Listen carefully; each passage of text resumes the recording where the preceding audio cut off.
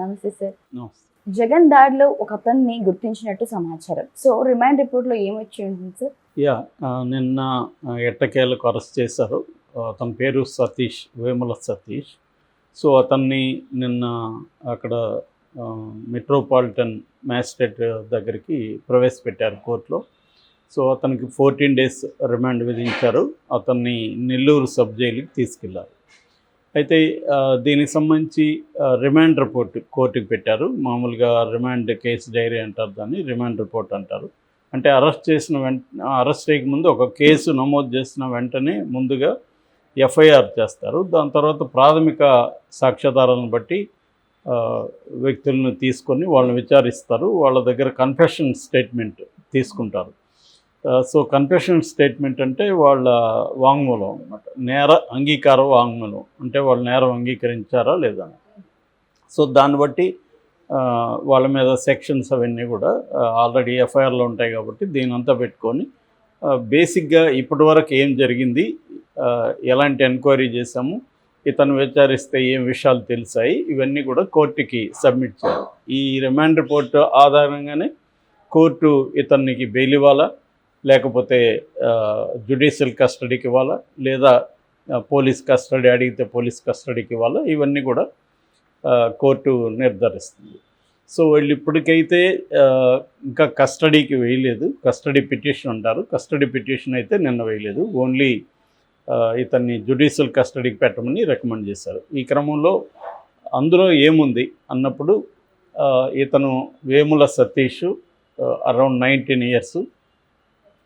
ఇతను A2 ప్రేరేపణతో, A2 అనేది ఇక్కడ ఎవరి పేరు చెప్పలేదు, ఇంకా A2 ప్రేరేపణతో ఇతను జగన్ని చంపాలనే ఇంటెన్షన్తోనే ఒక సిమెంట్ బ్లాక్, రాయి, దాన్ని బాగా షార్ప్గా ఉంది, దాన్ని ముందుగా జోబీలో వేసుకొని 8:10 ఆ ప్రాంతంలోకి వెళ్ళి అతను ప్లాన్డ్గానే చేశాడు, అటాక్ చేశాడు అనేది వాళ్ళు చెప్పారు. అందుకని 120B IPC అండ్ 307 IPC ఈ 2 సెక్షన్లు పెట్టారు. మామూలుగా కాగ్నిజబుల్ అఫెన్స్ అంటే నాన్ బెయిలబుల్ అఫెన్స్, 3 ఏళ్లకు పైన శిక్ష ఒక కేసులో ఉంటే దాన్ని కాగ్నిజబుల్ అఫెన్స్ అంటారు. సో అటువంటి సెక్షన్లు దీంట్లో ఉన్నాయి. 120B అంటే క్రిమినల్ కాన్స్పిరసీ, అంటే ఒక కుట్రపూరితంగా చేశాడు, ఇతను ప్లాన్డ్గా కుట్రపూరితంగా చేశాడు. అట్లాగే 307 అంటే హత్య చేసే ఉద్దేశంతోనే చేశాడు. ఇది హత్యాయత్నమే, ఎందుకంటే తగులుంటే ఆల్రెడీ తగిలిన ఆయనకి అది వేరే చోట సెన్సిటివ్ పార్ట్లో తగిలింటే చనిపోయే అవకాశం కూడా, కన్ను మీద తన్న కన్ను పోయేది, ఇటువంటి ఏరియాలో బ్రెయిన్కి అది పడితే అది డెత్ కూడా దారితీసే అవకాశం ఉంది. సో రెండోది ఇద్దరికి తగిలింది, అది జగన్ అండ్ వెల్లంపల్లి శ్రీనివాస్, ఆయనకైతే కంటి దగ్గరే తగిలింది. సో ఇతను అనేది వాళ్ళు చెప్పారు.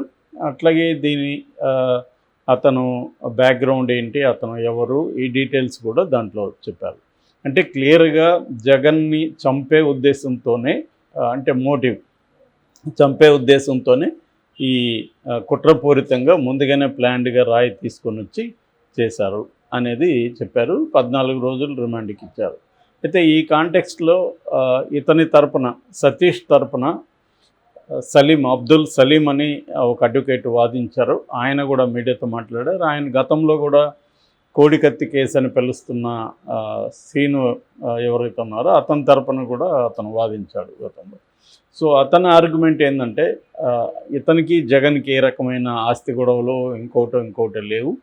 సో అతనికి చంపాల్సిన ఇంటెన్షన్ ఎందుకు ఉంటుంది, అవసరం ఎందుకు ఉంటుంది, కాబట్టి 307 పెట్టడం కరెక్ట్ కాదు. అతను మామూలుగా రాయి విసురుండొచ్చు, కానీ చంపే ఉద్దేశం కానీ ఏమీ లేదు అనేది ఆర్గ్యూ చేశాడు. ఆ ఆర్గ్యుమెంట్తో కోర్టు కన్విన్స్ కాలేదు.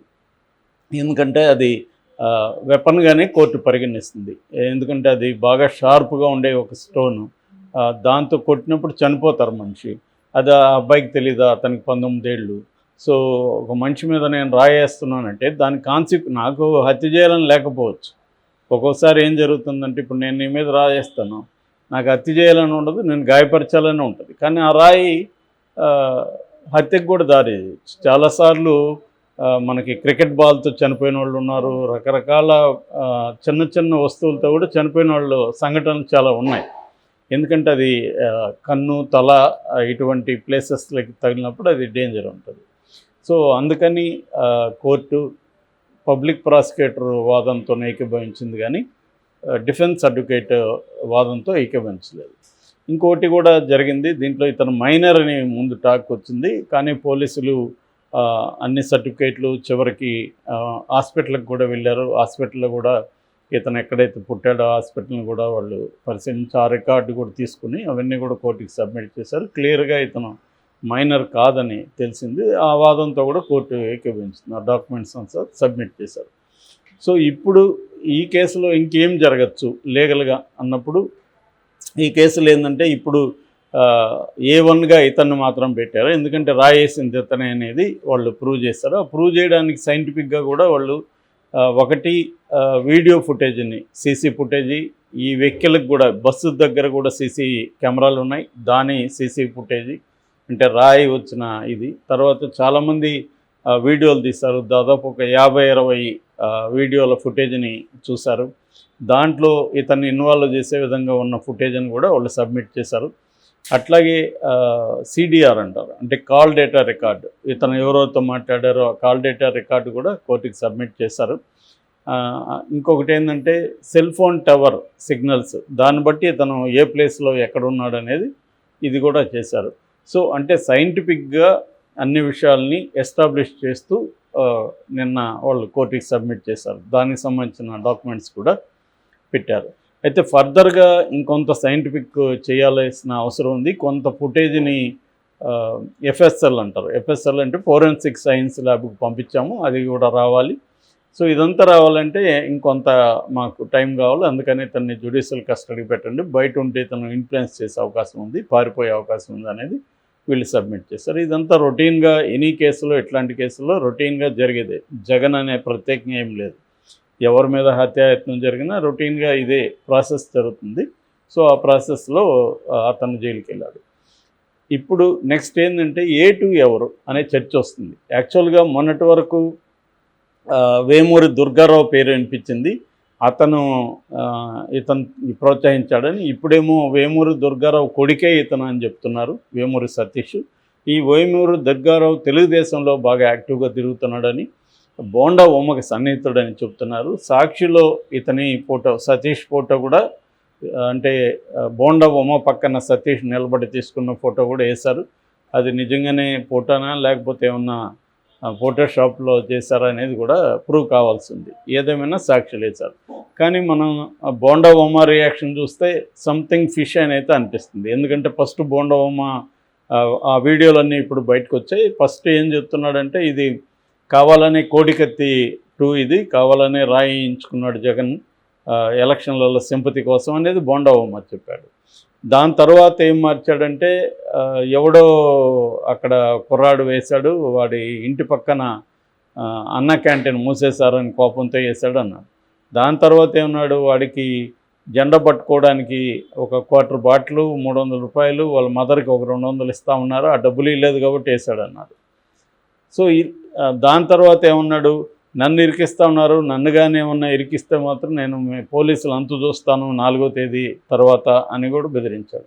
అంటే ఇంత రియాక్ట్ అవ్వాల్సిన అవసరం ఉంది? అప్పటికీ వాళ్ళు ఎవరో చెప్పలేదు, వాళ్ళు ఎవరో తెలియకుండానే నన్నే ఇరికిస్తున్నారని ఇతను ఎందుకు అనుకున్నాడు అంటే అర్థమేంటి, వాళ్ళతో ఇతనికి సంబంధం ఉందని మనకు అర్థమవుతుంది. అంటే ఆ దుర్గారావుతో ఇతను వేసాడా లేదనేది పక్కన పెడితే వాళ్ళ రియాక్షన్, చంద్రబాబు రియాక్ట్ అయ్యాడు, వరలరామయ్య రియాక్ట్ అయ్యాడు, చాలామంది తెలుగుదేశంలో కూడా బోండా ఉమ్మని ఇరికిస్తారని రియాక్ట్ అయ్యారు.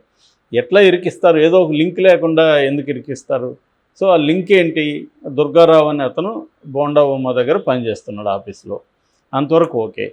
కానీ బోండా ఉమ్మ చెప్పితే పోయి దుర్గారావు వేశాడా లేదనేది ఎవరికి తెలియదు, అది ఉండొచ్చు ఉండకపోవచ్చు.